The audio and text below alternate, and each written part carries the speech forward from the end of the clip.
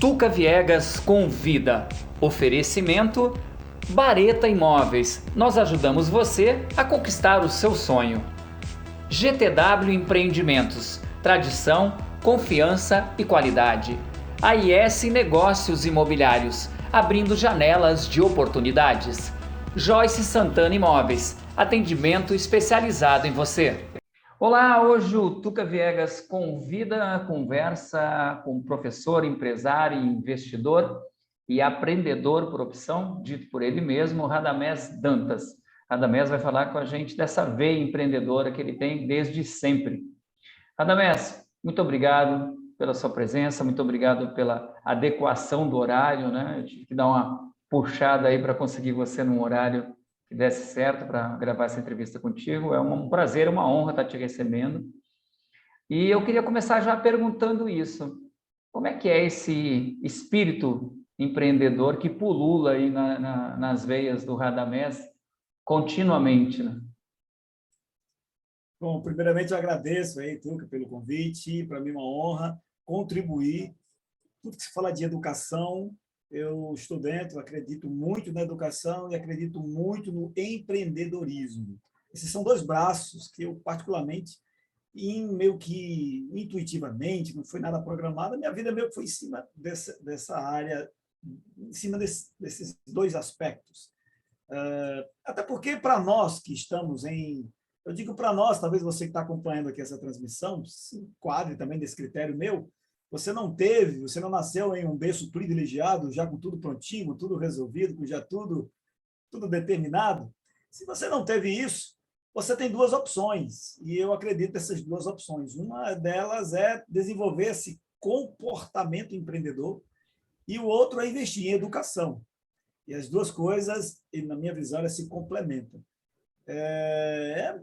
A gente vai pesquisando, vai lendo sobre isso, vai assistindo, vai lendo biografias, eu gosto muito de biografias, e é meio que uma característica, na maioria, ou pelo menos não é da maioria, mas de um grupo de pessoas que tem esse aspecto, digamos, empreendedor, é do comportamento. Então, desde a infância, lá, eu tinha 10, 11 anos de idade, não me lembro, ensino fundamental, e eu com um colega, o meu vizinho, criamos um circo. E eu digo que foi meu primeiro empreendimento, numa lonazinha, eu morava num sítio, e eu e ele éramos os dois palhaços. Eu imitava Zacarias e ele imitava o Didi. E a gente fazia aquelas coisas da época, né, que era a comédia nossa da época, denunciando a idade aqui agora, né? O que a gente fazia na época era isso. Então, com aquela idade, eu achava aquilo muito legal, eu imitava o Zacarias, achava muito legal aquela imitação, ele lá fazia, a gente começava a fazer isso, eu tinha 10, 11 anos, e depois levei isso para as escolas. Já foi nas escolas de ensino fundamental, na cidade de Baraúna, pertinho aqui da cidade onde eu moro atualmente. Eu sou meio nômade, então já morei em vários lugares.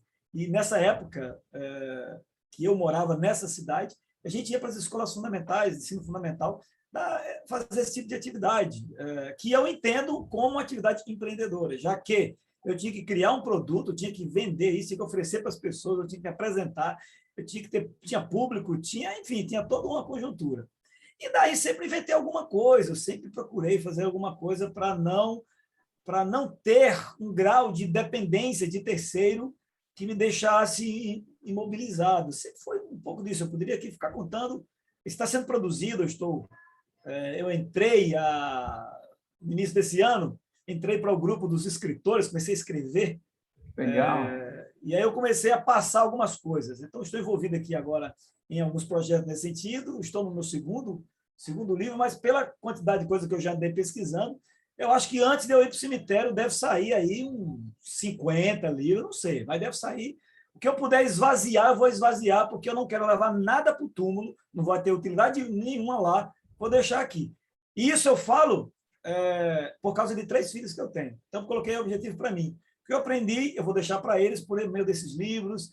Essa live aqui vai depois para o meu canal também, para que eles assistam, de forma que a gente está repassando o conteúdo, está ajudando. Isso é educação. E quando a gente faz, eu chamo isso de empreendedorismo, porque a gente sabe às vezes, mas não faz.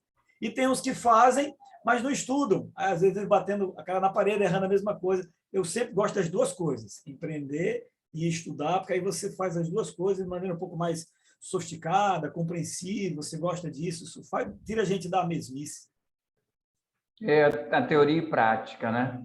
Radamés, você colocou uma coisa, eu vou fazer um questionamento em dois momentos, um duplo questionamento. Primeira coisa, quando você fala que você, desde a infância, né, já tinha esse espírito empreendedor, que continua, né?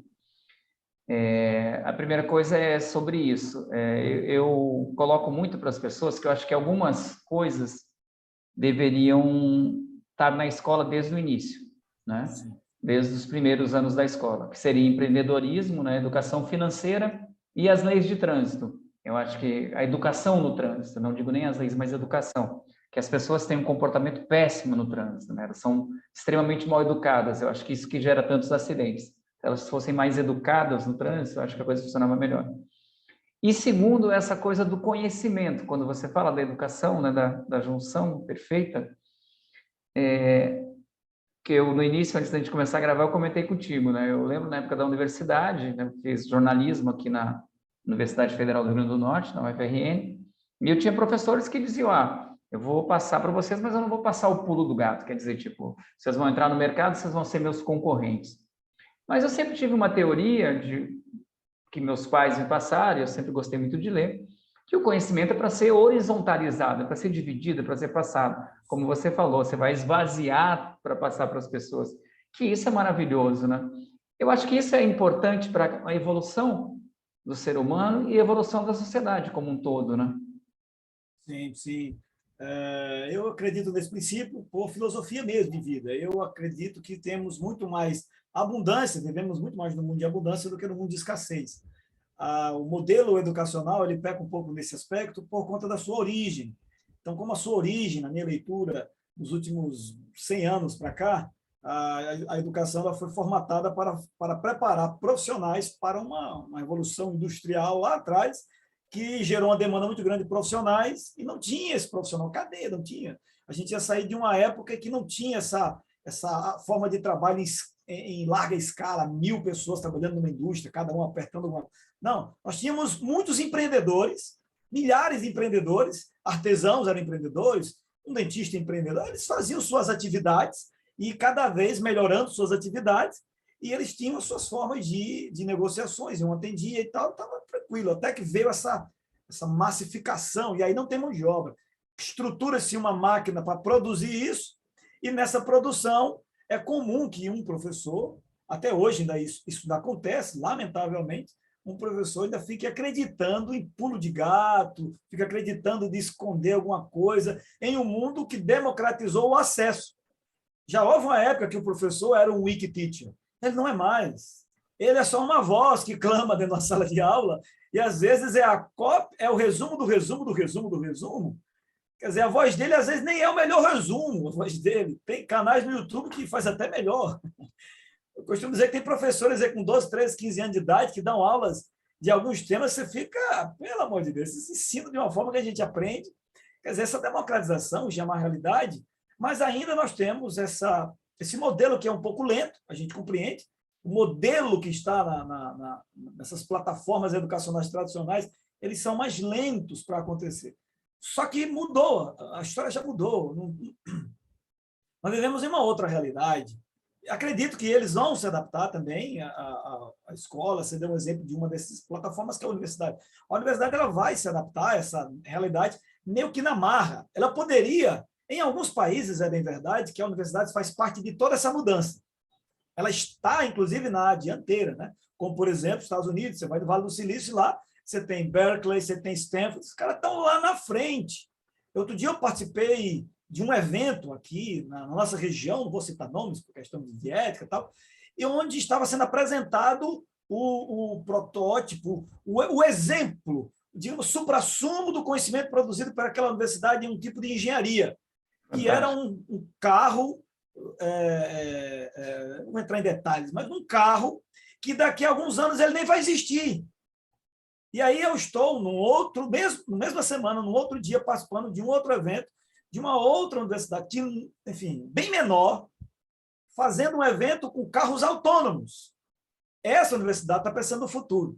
Enquanto que um estava lá divulgando, alargando, até hoje ainda usa isso como símbolo de uma coisa que não vai nem mais existir, muito ferro, muita engrenagem para um ambiente que eles deveriam estar preparando futuro. Como é que é o carro elétrico? Como é que é essas baterias? Como é que bota um carro aí a energia solar? Outro dia eu vi, até postei lá no meu Instagram, um jovenzinho africano fez uma moto, ele desenvolveu uma lambretazinha de madeira, uma lambreta de madeira, botou 2 pneuzinhos bem pequenininhos, sentou e a motoca funcionava a energia solar. Fantástico, é E fantástico. esse menino tinha cara de 13, 14 anos. Quer dizer, esse tipo de coisa era para a gente estar vendendo na universidade, que ela tem condições, tem estrutura, Tem tem um metro filme, quadrado. tem um filme numa das plataformas, da Netflix, que acho que é o menino que inventou o vento, que é num desses Isso, países da ótimo. África, porque ele Sim, pegou pegou a lá bicicleta para do trazer pai, pegou a água, pô. bicicleta do pai. O Fantástico, né? dínamo, aquele dínamozinho que bota no pneu. Eu já andei de É, bicicleta com aquele que negócio para gerar eu luz. sou dessa época de bicicleta com dínamo para acender o farolzinho para andar. Eu sou dessa Eu época. assisti aquele filme, fantástico, baseado em fatos Fantástico. Uma reais. história real, né? Ele ganhou bolsa para estudar em universidade lá dos Estados Unidos. Tudo para ele expandir. Essa me parece, uma leitura mais adequada ao mundo que a gente vive. Nós estamos com muitos degraus do futuro, já no presente, não dá para a gente ficar olhando para trás, tem que realmente olhar para frente. Mas eu, por outro lado, compreendo. Eu compreendo o tempo de cada um. Acredito, por outro lado, que individualmente não devemos depender disso. Não depender mais, não estamos mais nessa fase. Nós já temos internet, é exemplo do que a gente está fazendo aqui, uma transmissão que circula o mundo, o planeta, com o uso da internet. Cada mês, eu acho, eu coloco como exemplo pessoal, a procrastinação é uma das grandes barreiras que a gente enfrenta, né? E eu já li assim trocentas mil coisas sobre procrastinação. Eu sou um procrastinador nato. Eu sou aquela pessoa que tem 1 milhão de ideias e coloco nos papéis e tenho assim, acho que 300 milhões de páginas escritas lá, não sei quantas agendas, né? E algumas coisas eu até hoje continuo, faço, executo e tal, mas a grande maioria não. Muito do que eu li é aquela coisa, comece com as pequenas e vá crescendo e tal, tal. Esse é não sei, estou te pedindo uma receita de bolo. Esse é o princípio para a gente vencer a procrastinação, é começar por pequenos passos, até para ir nessa coisa do empreendedor, começar, né, a desenvolver, porque é uma área que você manja pra caramba, por isso que eu tô me dando o direito de te perguntar para você dar uma luz para a gente aí. Eu trabalho em empreendedorismo, mais uma vez, como comportamento. Nesta perspectiva, significa dizer que empreendedor não é o empresário. Porque nem todo empresário é empreendedor. Mas todo empreendedor pode ser empresário se quiser. Ele pode também ser um funcionário, um profissional liberal, ele pode ser um pai, pode ser um dono de casa, ele pode ser qualquer pessoa que ele quiser. O empreendedor, na minha definição, é aquele que se coloca como protagonista das ações. Então, as palavras muito fortes para o empreendedor é agir. De fato, o empreendedor, esse comportamento empreendedor, vou dizer comportamento que parece que o empreendedor é como se fosse uma pessoa. Ele é empreendedor. A vida tem alterações e quem é empreendedor pode vir a algum tempo ter um choque emocional e ele está numa fase de paralisia, de medo, de tensão. O ser humano tem suas variações. Então, o estado, eu gosto mais o estado empreendedor, estar empreendendo, o agir como tal, ele, de fato, não vai nessa vibe da procrastinação. Ele prefere errar e depois corrigir aquilo que ele errou, do que ficar com a dor na consciência e dizer, mas eu podia ter feito. Rapaz, será que dava certo? Será que essa dor para ele é uma agulhada mais forte do que aquela que ele foi lá, fez, deu tudo errado, perdeu até dinheiro com aquilo, perdeu alguma coisa, mas ele pelo menos, mas eu fiz e corrigi. Sobre sugestões para isso, como é comportamento é um conjunto de hábitos que a gente adquire quando a gente dá valor para aquele conjunto de hábitos. Quando a gente dá significado para aquilo, e aquilo se torna muito relevante para nós. Então, eu costumo dizer assim, se você tem um motivo muito forte para fazer alguma coisa, você vai e faz. Uma parte dos problemas é porque nós não temos muitos motivos bons. Eu queria aqui, não está perto de mim aqui, está aqui atrás de mim, alguns livros aqui que eu até borrei aqui com a tela, a mão aqui vai aparecendo um pouquinho, é que tem um livro do Simon Sinek, esse livro chama-se Comece pelo Porquê. Ele ficou muito famoso com um TED, uma palestra que ele ministrou, chamada isso, Por que as grandes organizações elas se perpetuam, porque elas não focam no que, nem no como, elas se focam no porquê que fazem aquilo. E aí eu volto no tempo e vou citar uma frase de Nietzsche, que ele dizia o seguinte: quem tem um porquê é capaz de qualquer como. Essa frase hoje ela é muito conhecida não pelo Nietzsche, ela ficou muito conhecida pelo Viktor Frankl, que é um psiquiatra que sobreviveu a 3 campos de concentração, inclusive Auschwitz, e escreveu uma teoria chamada logoterapia, onde ele fala essa frase no livro. Ele diz: quem tem um porquê supera qualquer como, quando ele vai relatar os sobreviventes de Auschwitz. Como é que alguém sobrevive ao inferno, que era Auschwitz? E no estudo dele, no resultado, ele já tinha essa resposta, mas só que ele foi para o campo de concentração, não deu tempo de publicar o livro que ele queria publicar. Ele era diretor de um centro psiquiátrico, mas aí veio a guerra, enfim, acabou com tudo, ele acabou na prisão, e ele resolveu continuar sua pesquisa lá dentro. Ele pesquisou por que alguns sobreviviam àquele inferno, e principalmente o inferno não era do suicídio, porque a maioria não era, a maioria era morta, claro, quando chegava, em alguns campos de concentração, mas os outros, para não admitir aquela humilhação que eles passavam, que eles eram submetidos, tratados como baratas, como ratos, aquela coisa toda, a autoestima, quando ela é agredida, a mente supera o cérebro. Aí a mente diz o seguinte: se o corpo não tem sentido algum, se ele está sendo humilhado, eu vou eliminá-lo. E era muito comum, ele fala, era muito comum eles morrerem na cerca elétrica. E por que alguns não se rendiam a isso e sobreviviam? Aí ele cita lá, porque todos eles tinham um porquê ainda. Eles tinham que sobreviver àquele campo de concentração para mostrar, para encontrar uma mãe que não sabia, para encontrar uma amada, outro para ser palestrante sobre isso, palestrante sou eu que estou dizendo, para escrever sobre isso. Eles tinham sempre alguma coisa que os amarrava depois daquilo. Então, ele tinha um porquê que fazia ele superar o como. Superar a procrastinação, na minha leitura, ela vem quando você tem um porquê muito forte que tira você da zona de conforto. Porque procrastinação é zona de conforto. Por que eu vou ter que fazer isso? Depois eu faço. Não é tão necessário. Mas se você, de repente, sabe que se eu não fizer, e aí é só um exemplo, tá? Tua mãe vai morrer daqui a meia hora se você não fizer o que você tem que fazer, acabou tudo, acabou a procrastinação, negócio de você vai, se é teu filho, se é tua vida, se é alguma coisa, aquilo dá um porquê, acende uma luz, você entra em choque e você age. Você entra quase que num automático de ação. É muito comum os empreendedores agirem por causa disso. Eles têm um tipo de causa, eles têm algumas coisas que fazem ele agir porque tem que agir. Tanto que alguns já são bilionários e continuam trabalhando 12, 16 horas por dia. Aí você vai dizer que um cara desse trabalha por causa do dinheiro que ele tem? Não é mais. Na verdade, para a maioria deles, nunca foi.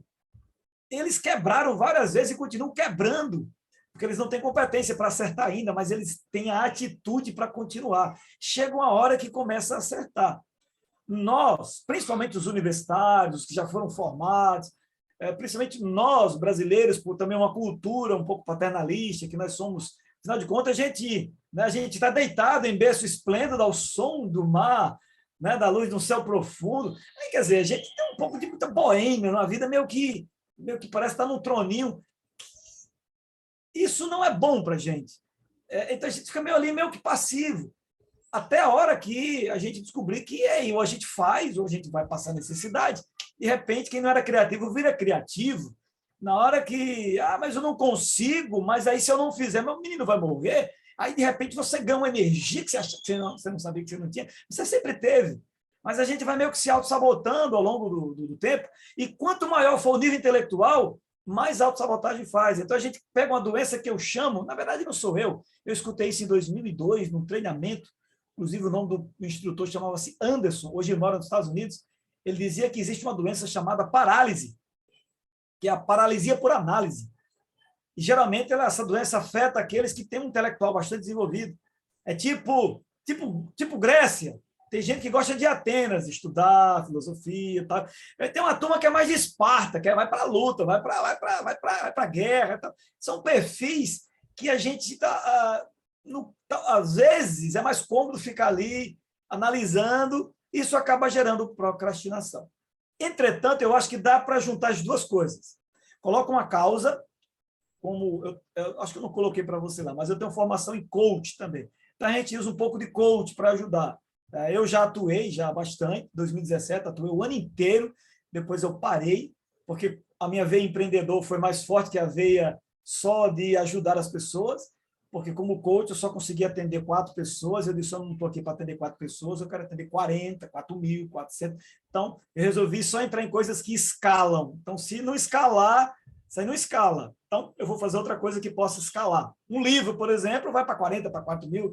Então, vamos publicar livro, vamos fazer outras coisas. Então, eu parei de fazer sessões. Mas isso é uma coisa que o coach ajuda, porque ele faz você ter um projeto e você não precisa ter o coach se você for disciplinar.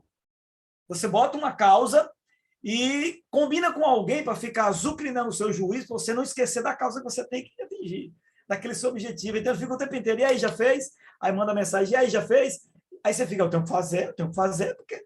E aí você, normalmente, seu senso de responsabilidade tira você da zona de conforto, você começa a agir.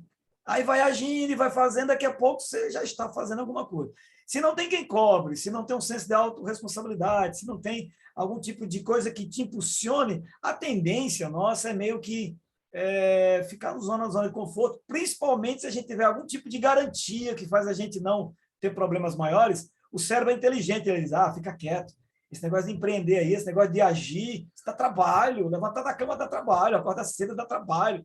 Hoje eu completei, terminando o meu raciocínio aqui, eu completei 467 dias. Fazem 467 dias que eu comecei a acordar às 4 horas da manhã. E eu nunca acordei de 4 horas da manhã, assim, acordar de 4 horas. Para que acordar de 4 horas da manhã? Principalmente para nós que vivemos num século que vai dormir de 1 da manhã, 2 da manhã. Né? As pessoas, quem passou por faculdade já sabe o que é acordar, dormir tarde. Né? Mas dormir tarde não era saudável. Para mim, não é uma coisa saudável. Eu posso até ficar, porque a luz faz a gente ficar acordado, é verdade. Mas eu decidi. Você acha que foi fácil? Não foi, foi muito difícil. Eu tive que fazer todas essas técnicas de uso, de gerar um sentido, porque você levantar, o cérebro diz, você está maluco, vai acordar uma hora dessa para quê? Está todo mundo dormindo, e ainda vai acordar a esposa, e não sei o quê. Enfim. Está escuro ainda. Está escuro, você não é vigia para estar acordando essa hora. Eu acordo mais ou menos essa hora para correr. 4 e pouquinho. No início foi fácil? Certamente não, deve ter sido mais difícil. Tal. Você começa a fazer, pronto, isso já não é mais um dinheiro. Então, eu acredito sim que o ser humano ele não pode ser fatalista, do tipo, isso não dá para mim, não vou... Não. Nós podemos sempre provocar novas mudanças, desde que a gente encontre causas que sejam relevantes. Porque se não for relevante, o cérebro vai sabotar. Isso é muito legal. É tipo você procurar coisas que te automotivem, né? Que elas estimulem para você se automotivar. Porque, como você falou, é comportamento, é puro comportamento, né? Você começa a ter uma outra prática e tal. Mas você falou, agora eu quero fazer uma pergunta que eu fiquei curioso. Você dorme cedo, normalmente? Durmo, 10 horas. 10 horas eu já estou dormindo. Aqui nós temos um ritualzinho noturno. Eu tenho 3 filhos aqui em casa. Isso foi um grande desafio, mas isso eu fui estimulado também por causa deles. Uma vez que eu começava a ficar até 1 hora da manhã, meia-noite, 1 hora da manhã, eles também ficavam acordados até essa hora. Só que tinham que acordar cedo, porque eles estudam de manhã. É uma filosofia que a gente tem aqui em casa, o melhor horário de estudo, a gente tem que é o horário da manhã mesmo, acordou ali, e estudar, isso dá um ganho de aprendizado e tal. Mas como? E aí começamos a ter problema. Então, dormir cedo, eu teria que também dar o exemplo, que não fica mandando o menino dormir se eu não durmo. Então, isso gera um certo incoerência na cabeça da criança. Então, eu resolvi mudar, ao invés de eu ficar até 1, 2 da manhã, acordo mais cedo, eu já ganho aí 2 horas. Meu expediente começa às 4 da manhã, e eu entrado como expediente, acordo, tomo um banho, observação, tomar um banhozinho, visto uma roupa, venho para cá e começo a trabalhar, escrever, preparar uma live, preparar um texto, preparando um curso que eu vou ministrar agora de oratória lá no Hotel Martins, naquele hotel lá de Martins. Estou preparando, estou trabalhando, estou montando esse curso, estou estruturando. Então, estou trabalhando nesse horário. Quando dá 12 horas, conte comigo, 5, 6, 7, 8, 9, 10, 11, 12, 8 horas de trabalho, meio dia eu já trabalhei, o que pessoas estão na metade do trabalho, eu já trabalhei 8 horas. Depois disso, para mim, é extra. Então, acaba sendo mais produtivo, e aí eu durmo 10 horas. Eu uso umas técnicas para dormir mais cedo, também no início era complicado, no início eu dormia, deitava de 10 e só ia dormir de 1, porque o corpo estava condicionado, né? E aí criamos alguma série de técnicas aqui, isso foi funcionando, hoje está no automático, os meninos já vão de 9h30, a gente faz uma reuniãozinha todo mundo junto, faz uma leitura junto, todo mundo lê, faz o fechamento do dia, e aí o que é que aprendeu hoje, o que é que você aprendeu, tal, depois reúne todo mundo, faz uma oração, todo mundo ora, agradece, vai Legal. dormir, 5 minutos já está todo mundo dormindo, e aí está funcionando, está funcionando, está funcionando.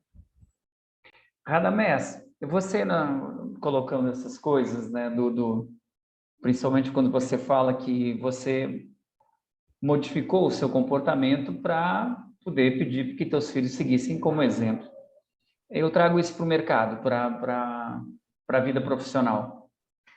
Muitas vezes as empresas querem passar para os funcionários, para os colaboradores, uma nova forma de comportamento, uma nova forma dos processos funcionarem, né? Que eles vão ter que trabalhar de tal forma e esse processo é assim, a gente vai ter que ter uma visão mais ampla do negócio, o tratamento interno, a relação interna tem que ser modificada, a gente tem que ser mais gentil uns com os outros. Se os colaboradores se tratarem bem internamente, eles vão poder tratar bem os clientes externos, né? Primeiro tratar os clientes internos, enfim. Tem que ser de cima para baixo, porque muitas vezes o patrão, né? Vamos lá, todo mundo, todo mundo está fazendo, eu não preciso fazer. Funciona se for assim? Isso nunca funcionou organicamente. E às vezes que funcionou foi artificialmente para poder a pessoa não perder a renda que ela tem e para o empresário não perder. Não é um modelo que eu diria que é sustentável, não é sustentável. Tem gente que faz isso? Tem, está cheio de gente fazendo isso na cidade que a gente mora. De vez em quando eu vou a alguma empresa. Hoje eu não faço mais consultoria, eu já trabalhei como consultor, trabalhei 4 anos como consultor para o Sebrae. Aí, quando eu saí do Sebrae, ganhei um certo know-how e comecei a oferecer esse tipo de trabalho para as empresas. Depois eu parei, porque eu estava me estressando em ir para os lugares, os caras contratam a gente, você faz tudo, eles não dão sequência. Então, eles não fazem. Aí eles, rapaz, eu tenho algo para fazer, eu vou fazer outra coisa aqui. Eu tive uma experiência dessa antes da pandemia, exatamente isso. Durante, né, no processo quando deu aquela arrefecida da pandemia, eu prestei uma consultoria e tal, mas é exatamente isso. A gente vai, implementa e tal, vamos ver aqui, a gente vai medindo o resultado, porque eu acho que aquela coisa, a gente tem que, vamos fazer isso e vamos medir. Daqui a 20 dias a gente senta, avalia, não, o processo não está legal, porque aqui está enganchando. Então vamos ver, aqui melhorou? Melhorou, agora vamos embora. Beleza, beleza. Aí você chega E aí, como é que tá? Não, é porque não dá, porque a tecla C cedilha não funciona, então não tem como eu escrever abraço, aí só fica abraco, aí o cara não entende. Sal só sai com C cedilha, não sai com S, o cara pensa que é cal. Aí você diz, tudo bem. Muito obrigado, foi um prazer, vamos embora. É difícil. Pois é, essa é uma realidade ainda, principalmente para as micro e pequenas empresas. Ainda é uma realidade muito grande, porque a grande parte dessas pessoas empreenderam por necessidade, não por oportunidade. Então, eles entraram ali, são guerreiros, são valentes, são homens valentes, são guerreiros, que enfrentando tudo e todos, foram lá, fizeram, só que a gente está numa época que não dá mais para ser só como aquele modelo lá do filme O Diabo Veste Prada, onde a dona da revista lá humilhava todo mundo ficava em pânico quando ela entrava na empresa. Ainda tem, infelizmente, algumas pessoas que acham que só ela é capaz, o restante é tudo incompetente, ela tem que ficar chamando todo mundo de incompetente, tal. A gente está numa outra era em que, e aqui eu já dou uma maneira que eu acredito que é o que é mais orgânico, é que, para mim, empresa é uma ficção, gente. Empresa não existe. Empresa é uma ficção jurídica, é um CNPJ. O que existe é um grupo de pessoas que, se forem bem sintonizadas, conectadas com uma causa, que não é a causa do dono, é a causa de todos que estão ali também com aquela empresa, que aquilo que aquela empresa faz é a causa de quem está ali também, de forma que ele está ali não só por causa de um salário no final do mês, isso também é outro grande desafio, porque muitos ainda só trabalham por causa do salário no final do mês, e aí salário não pode ser motivo para alguém ter um trabalho, porque salário é meio, salário não é fim. Tá? O fim é que você tem que procurar, e aí você vai ter salário para bater, cumprir o meio. Mas se você só pensa no salário, é bem provável, e eu tenho talvez minha estatística do dia a dia, quem trabalha por salário, nem o salário recebe, porque ele já gastou todinho, é só para pagar, o dinheiro entra na conta e já sai. Quando ele diz assim, entrou o dinheiro, já foi. E aí ele vai trabalhar de novo, porque isso é um... Aí tem a ver aquilo que você falou no início, com a educação financeira, que é outro grande problema que nós não temos. As pessoas não sabem administrar as finanças e se tornaram, deixaram de ser consumidores e viraram consumistas, já uma doença que tem afetado muita gente. É pesado também, é muito forte em cima, a pressão pelo consumo está muito forte. Com as mídias sociais isso também agravou mais ainda, porque criou tal de avatar, as pessoas, todo mundo quer ter um avatar agora, quer ter aquele olho, quer aquele dente, aquela pele, aquela roupa, aquele não sei o quê. É tudo de um avatar virtual, que o mundo real, amigo, é real.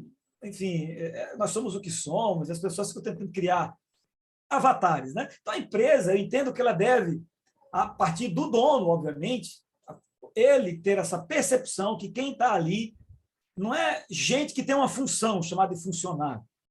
Não é um colaborador para estar ajudando você, porque colabora para estar colaborando comigo. Não.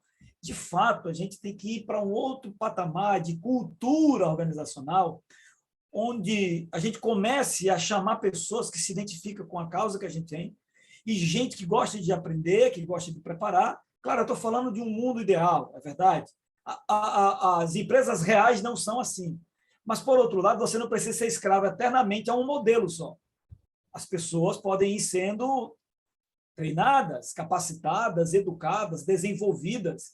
E se o dono tiver disposição de trabalhar uma cultura mais humana e menos tecnocrata, ou menos aquela bem antiga mesmo, né, manda quem pode, obedece quem tem juízo, essa mudança não funciona muito isso. E só com o tempo é que isso vai demonstrando que não funciona, porque as relações, bons funcionários não ficam em empresas assim. Bons profissionais, eles não vão para esse tipo de time de terceira divisão. Eles vão procurar time de primeira divisão. Os bons não vão. Talvez ele comece por ali, mas logo, logo ele sai. E aí a empresa, o empresário que não quer melhorar a qualificação humana da sua equipe, com medo de qualificá-los e eles saírem para uma empresa, paga o preço e fica só com um rol de ignorantes dentro da própria empresa que não cresce, que não se desenvolve. E a culpa, eu digo, não é do funcionário, é do dono da empresa, que prefere ter pessoas que não avançam porque ele não quer deixar de ser teto, e aí ele não pode depois se funcionar, esse seu quer contratar a gente para ir para lá para falar uma coisa que diz assim, o problema dessa empresa, o lamento é você. Você virou teto, os caras não avançam. Começa a olhar de outra forma. E aí, às vezes, a gente não quer dizer isso porque a gente não quer perder a amizade. Então, olha, tá bom, tal. Tem outras pessoas que podem oferecer um serviço nesse sentido. Aí eu fui parando de falar meio que nesse sentido. Hoje eu trabalho mais só com mentoria. Então, o cara quer me contratar consultoria, você fala, não tenho consultoria. Mas eu tenho mentoria. Por que mentoria? Porque a mentoria é com você. A mentoria eu vou conversar com você, porque muito provavelmente a grande maioria dos problemas aqui está nessa pessoa que conversa comigo. Eu quero ficar isso, rapaz. Não, tenha calma.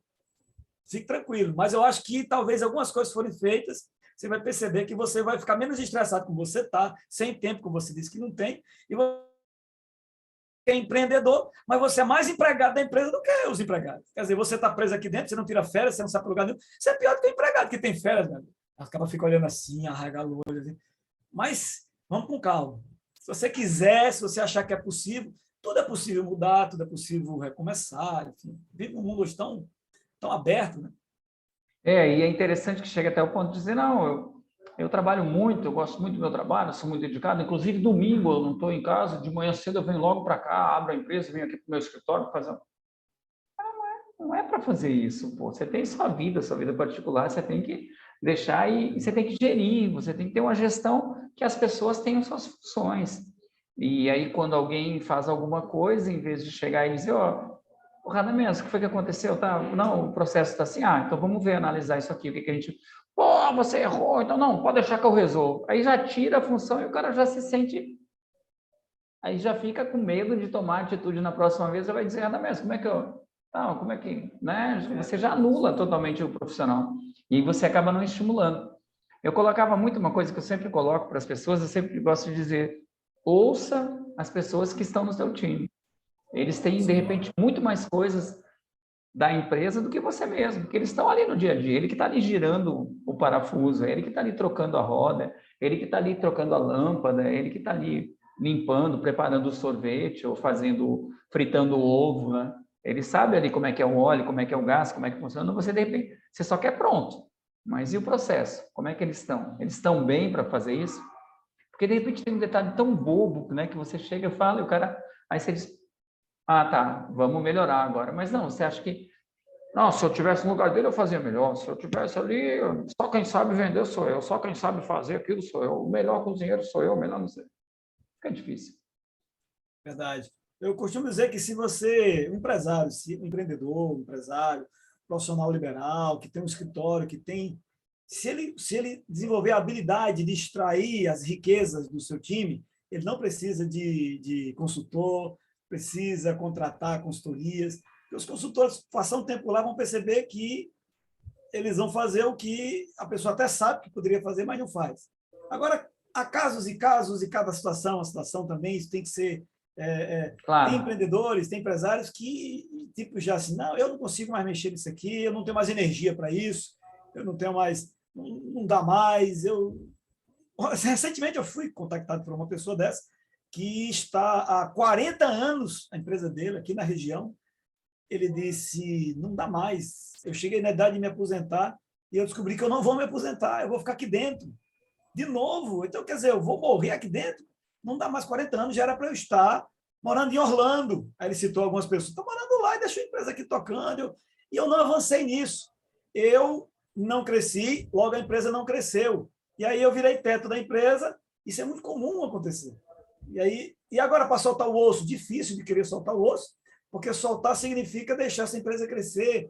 E aí ele vai ficar para trás. Aí, às vezes, tem uma série de questões que tem que ser administradas. E ele estava querendo uma mentoria nesse sentido, que eu pudesse ajudar. Você pode me ajudar nisso aqui? Eu disse, eu posso ajudar quem se aceita se ajudar. Se você aceitar, exatamente. eu acho que a gente pode ajudar, mas se você também não aceitar, eu digo que também você está certo, está tudo em paz, vida que segue. A gente só não pode Continue reclamar. assim. Continue, só não pode reclamar. Porque se você reclama, você está sendo incoerente, já que para você apareceu uma oportunidade de melhoria. Aí você não melhorou, aí não, você fica descredenciado a reclamar de algo que você não agiu. Radamés, eu vi há pouco tempo aqui em Mossoró, a gente está falando em Mossoró, né, no Rio Grande do Norte, é, a Câmara dos Vereadores, através de Laurence, né, que vereador que foi prefeito até de Almino Afonso e tal, e Laurence colocou algumas leis, né, determinações de incentivo às startups, né, querendo Certo? transformar, eu até perguntei, pô, você quer transformar Mossoró num polo digital, é essa a ideia. Eu falei de Recife e tal, né, dos anos 70, anos 80, né, que hoje tem gerado um monte de coisa boa, um monte de gente boa. E aí ele falou, não, não é bem assim. Claro que é um processo, mas eu estou pensando mais lentamente, que a gente vai gerar para a gente dar condição na contratação, facilitar a questão de impostos, né? Para a coisa ficar, porque senão o cara vai para uma cidade ali, vai para outra cidade que dá um desconto muito melhor, viabiliza muito mais do que se instalar. Então, eu quero motivar essas empresas, essas startups, para virem para cá. A gente tem muita gente boa, né? A gente tem muitas startups surgindo, o Rio Grande do Norte está bombando, o Nordeste está bombando, e é uma área que você gosta muito e que você tem investido muito também, né? Eu gosto muito. Eu meio que me identifiquei. Isso aconteceu depois que eu voltei lá do Vale do Silício, eu fiquei meio... Achei interessante demais o modelo. O Brasil hoje já tem, rapaz, quase, a última vez que eu vi eram 19 unicórnios. Empresas que valem mais de US$ 1 bilhão, né? Nem de R$ 1, brasileiras. E todas elas começaram por esse caminho de startup. São modelos velozes, são modelos de escala, são modelos bem aderentes à tecnologia. É um modelo de empresa rápida, que as pessoas conversam, meio que nível, todo mundo ali junto, o dono não está diferente, o dono não está numa sala fechada. Tem várias coisas da startup que me parece ser bem interessante. E eu acabei entrando nessa área. Eu pensei criar algumas, até me tornei sócio em algumas startups, mas vi que a vibe, né, que é a linguagem que eles gostam de falar, o drive ali era pesado, eu tinha que abandonar várias outras coisas para me dedicar àquilo. Então, eu saí dessa fase de sociedade e me tornei investidor, que é mais fácil. Hoje eu sou investidor de 14 startups, elas estão aqui no meu... Eu tenho um quadro aqui na minha frente, todo dia meu escritório aqui é na minha frente. Então, todo dia eu entro, vejo como é que está cada um, vejo os relatórios, acompanho lá como é que está. Eu era investidor em bolsa de valores. Eu sempre gostei dessa ideia também de poder um dia chegar a um ponto de não ter que ficar só trabalhando, tudo que eu ganho depende só do meu trabalho. Por que tem gente que já desenvolveu isso? Eu sempre tive, na minha cabeça, eu sempre pensei assim, se alguém conseguiu, eu também consigo. Eu não sei se eu vou conseguir, mas se ele conseguiu, eu consigo. Ele tem uma cabeça, tem um cérebro, tem 2 olhos, uma boca, tem um nariz, tem 2 orelhas, ele não tem mais 2 cabeças do que eu. Ele teve, talvez, acesso àquilo que eu não tive acesso, então ele vai mais rápido. Você pode ir para São Paulo de avião, amigo, você pode ir de carro, você pode ir de moto, pode ir de bicicleta, de carroça e a pé. Aí dá para chegar, alguns não chegam mais rápido, chega mais lento. E eu não me estresso com o veículo. Mas na minha cabeça se eu quiser, eu posso. Então, eu entrei nessa área de investimento, mas senti, não me identifiquei com o mundo da especulação. Não me identifiquei muito com esse mundo de ficar ganhando quando o cara está perdendo, e ganhando. Até, enfim, respeito quem está lá, vá, fica à vontade. Mas os meus valores entraram um pouco em conflito com isso. Eu me sinto muito bem ganhando dinheiro quando o cara está perdendo dinheiro. Quer dizer, a empresa está quebrando e os acionistas estão ganhando dinheiro. Então, fico meio... Eu acho mais coerente ganhar quando ele ganha, perder quando ele perde. Então, eu resolvi investir em startup, que é justamente esse modelo. Startup dá certo, eu estou ganhando com ela. Se ela quebrar, eu também perdi o valor que eu investi nela, mas pelo menos eu estou investindo em algo concreto, não é no mundo de um home breaker, que fica lá só aqueles candles subindo e descendo, e ali eu ganho dinheiro com aquele movimento. É um mundo abstrato, e respeito todo mundo que gosta desse caminho aí, mas eu preferi investir em coisas concretas, em ideias que, se derem certo, têm impacto social, têm impacto na vida de várias pessoas. Então, realmente comecei a pesquisar sobre isso, li alguns livros, a minha ida lá, o Vale do Silício também acordou isso, aí comecei a pegar recursos e comecei a investir. Atualmente, eu estou nesse número aí. Isso muda, porque algumas delas podem quebrar, aí a gente perdeu aquele investimento. Já tem outras que já dispararam, elas disparam, a gente vai junto. E aí, o leitinho do menino está caro, né? A gente agradece quando está ganhando lá, porque ajuda nesse processo. E é algo real, algo concreto. É um modelo que hoje é permitido para uma pessoa como eu, como você, pode entrar em órgãos regulamentados pelo Banco Central, pela CVM, e tudo direitinho você consegue fazer investimento. Realmente, eu tenho uma certa... uma atração por elas, e agora que eu me tornei investidor, mais ainda, porque eu tenho que estar de olho, né? Tem que estar acompanhando lá o que as coisas estão acontecendo, e gosto muito desse modelo. Sugiro, sempre que eu tenho oportunidade, inclusive é um dos projetos agora que eu tenho para 2022, é ir para as escolas para fomentar na cabeça do jovem que ele pode ter uma startup. Eu quero plantar essa semente na cabeça dele, eu quero que ele saiba tudo pensando nesse assunto. Eu ia dizer outra palavra, mas não dizer não. Eu ia dizer, aí eu vou dizer entre aspas, esse é tudo doidinho para empreender. Mas que pelo menos o comportamento nele seja disparado, para que ele entenda que não precisa achar que o mundo para ele é só ser empregado, ele também pode ser empreendedor. Ele também pode desenvolver. E no mundo que a gente está, ele tem uma série de ferramentas que já ajudam, né? Eu, por exemplo, participo da ABS Startup, essa Associação Brasileira de Startup. Eles têm um núcleo de mentores no Brasil inteiro, são milhares de mentores. Eles fazem encontros, aquele monte de jovem entra, a gente entra com ele, começa a ajudar o jovem, de graça, de graça. Então, já tem hoje meios deles poderem ser ajudados, e a gente faz isso, eu faço de maneira voluntária, não cobro nada por isso, mas isso para mim é realmente... E eu, a partir do próximo ano, as escolas, ensino médio, faculdade, se abrirem, porque às vezes os caras não querem abrirem as portas, a gente vai estar lá dando palestra para estimular a turma sobre esse assunto. Isso é fantástico, isso é uma maravilha.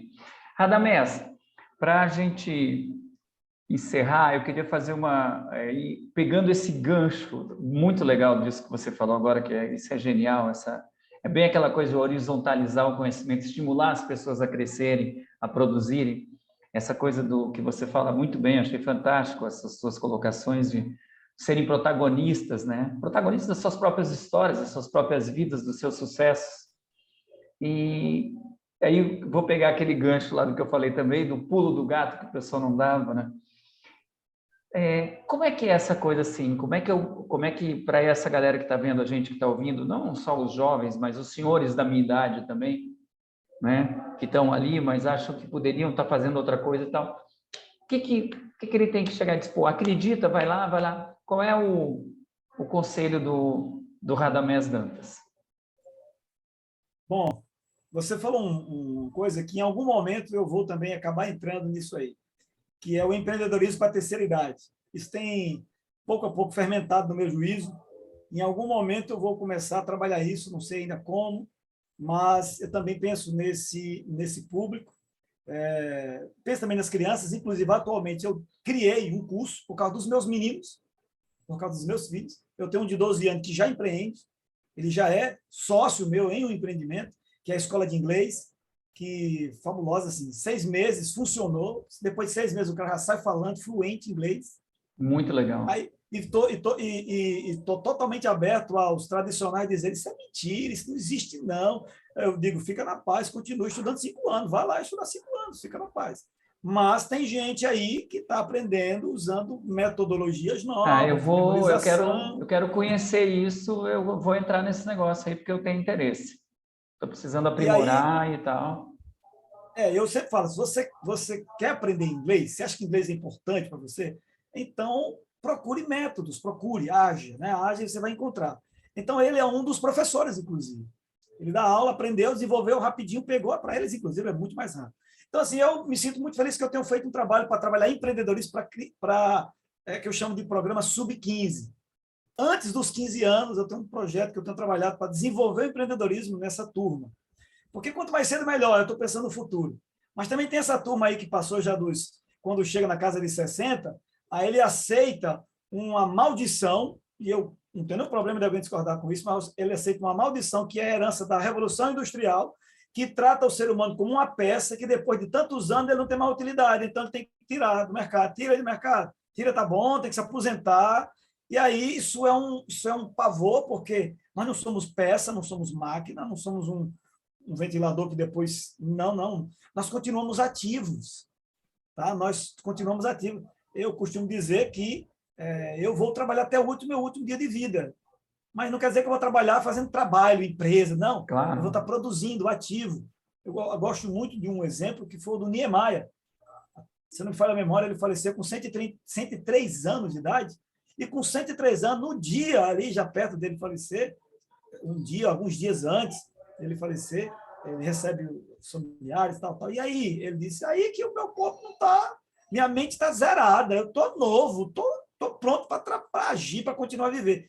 Mas a validade do corpo está chegando.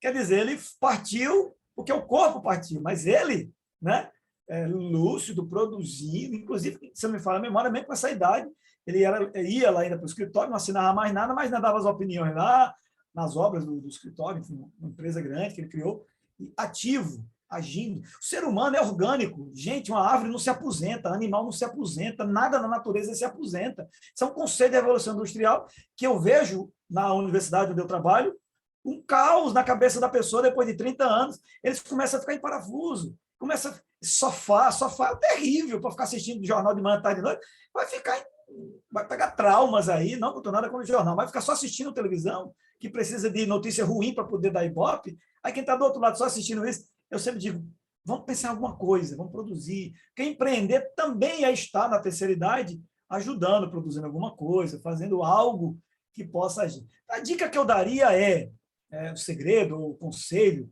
essas coisas são bem difíceis a gente fazer, porque conselho só serve para quem recebe, né?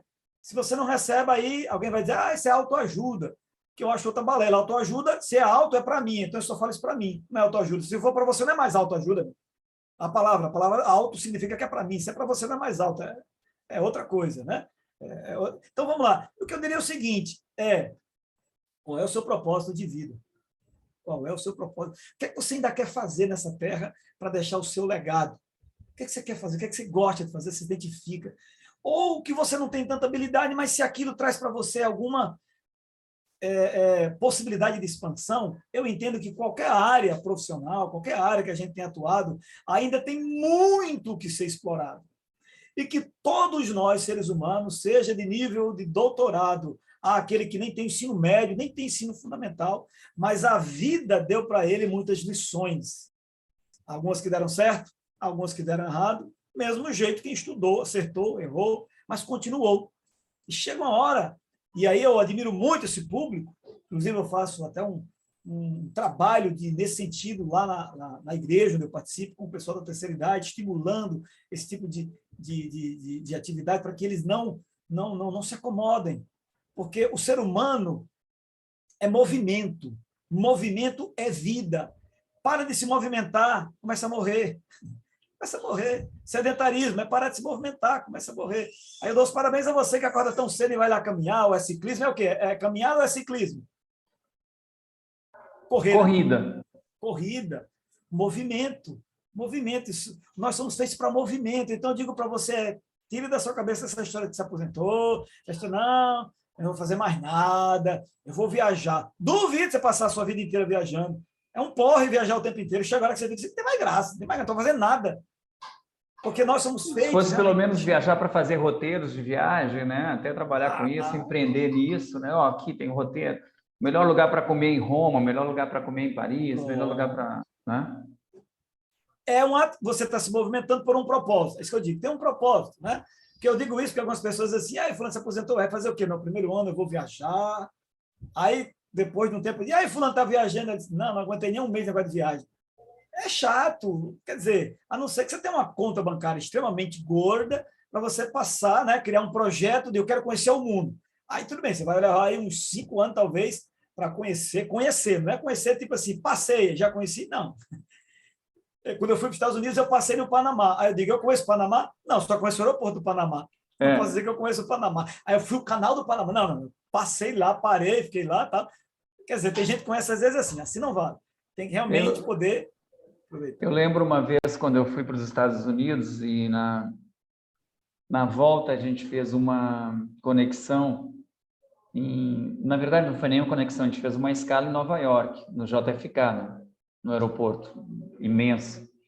E aí o pessoal, pô, você conheceu Nova York? Eu disse, conheci o aeroporto, da janela do avião. Eu vi o aeroporto lá, foi a única coisa que eu conheci. Então, movimentar, a sugestão que eu dou é essa. Mas eu não sei em que. Parabéns, você não está só. O planeta tem quase 8 bilhões de pessoas. Sai dentro da sua bolha, começa a se conectar com as pessoas.